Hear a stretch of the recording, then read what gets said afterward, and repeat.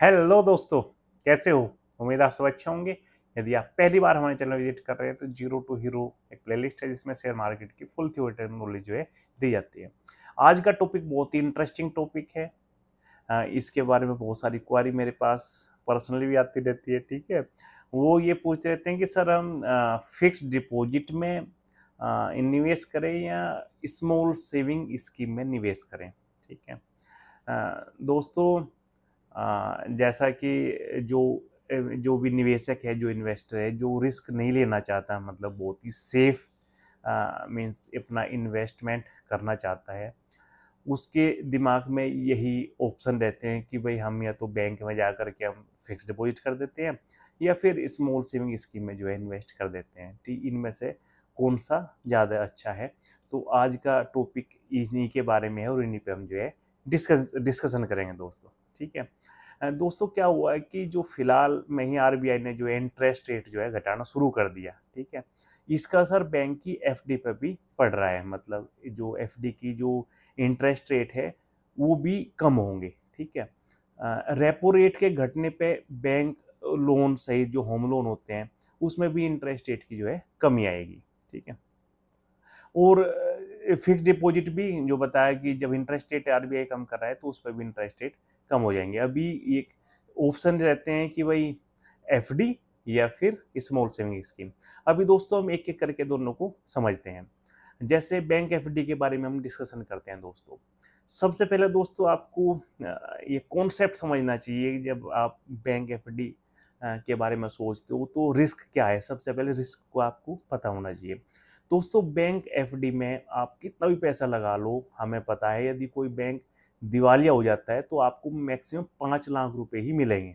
You got my point, ये एक risk है। बैंक में आप चाहे कितना भी पैसा लगाओगे, सपोज यदि वो बैंक दिवालिया होता है तो आपको कितने एलिजिबल हो, ओनली मैक्सिमम 5 लाख। ठीक है, तो ये एक उसका मतलब आपको पता होना चाहिए बैंक का।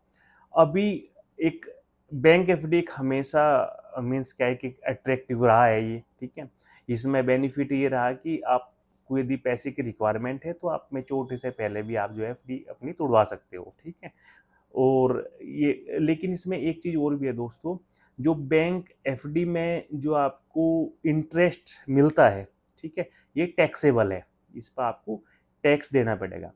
कितना टैक्स देना पड़ेगा? दोस्तों जिस टैक्स स्लैब में आप खुद पढ़ते हो वही आपको टैक्स स्लैब जो है, जो इंटरेस्ट रेट है वही टैक्स स्लैब आपको जो इंटरेस्ट मिलेगा उस पर भी वही टैक्स लगना है जिस स्लैब में आप पढ़ते हो। You got my point. मान लो कोई 30% के टैक्स स्लैब में आदमी है, ठीक है, और वो अपना 7.5% के एफडी के हिसाब से इंटरेस्ट ले रहा है, क्योंकि उस पर भी 30% का टैक्स स्लैब है, तो मतलब उसे बेनिफिट होगा केवल 2.5% का जो है इंटरेस्ट रेट का बेनिफिट होगा। ठीक है, यदि वो एफडी यूज करता है। ठीक है, अभी हम दूसरी साइड हम देखते हैं कि भाई स्मॉल सेविंग स्कीम में क्या है। इसका एक प्लस पॉइंट ये होता है कि ये जो स्मॉल सेविंग स्कीम होती है ये जो है सरकार की इसमें गारंटी होती है।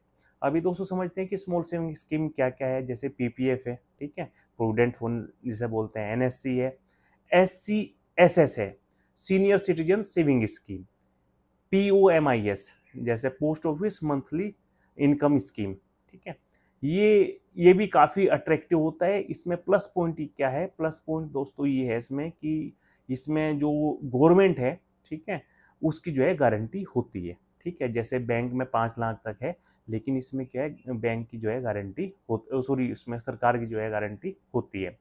दूसरा इसमें बेनिफिट ये है, जैसे पीपीएफ में ही है, ठीक है, आप यदि आईटीआर आप फाइल करते हो ओल्ड टाइप वाले में, तो एटीसी के तहत जो है आप डिडक्शन करा सकते हो उसमें 1.5 लाख तक का। ठीक है, ये एक प्लस पॉइंट है।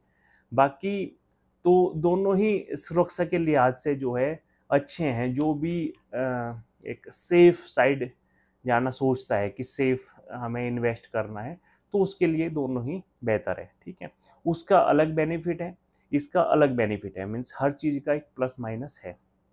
मीन्स मोटे तौर पे यदि आप बैंक में एफडी लेना चाहते हो, बेनिफिट क्या है कि आप प्रीमेच्योर भी आप जो है पैसा ले सकते हो उससे। ठीक है, और दूसरा क्या है कि उसमें लेकिन टैक्स देना है, ठीक है। आप इसमें तो स्मॉल सेविंग स्कीम में तो क्या है, एटीसी के तहत जो है आप पीएफ में हो गए उसमें डिडक्ट कर सकते हो।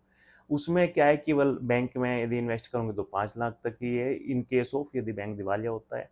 और इसमें क्या है, स्मॉल सेविंग्स में, क्योंकि गवर्नमेंट इसमें एक गारंटर के तौर पर होती है, तो उसमें से कोई इशू नहीं है, ठीक है। बेसिकली ये उनके लिए है जो रिस्क नहीं लेना चाहता, कम रिस्क वाली चीज़ें हैं, ठीक है। और हमें पता है कि एक यूनिवर्सल लॉ है, लो रिस्क लो रिटर्न। यदि आपको रिस्क कम लेना चाहते हो तो रिटर्न भी आपको कम मिलेगा।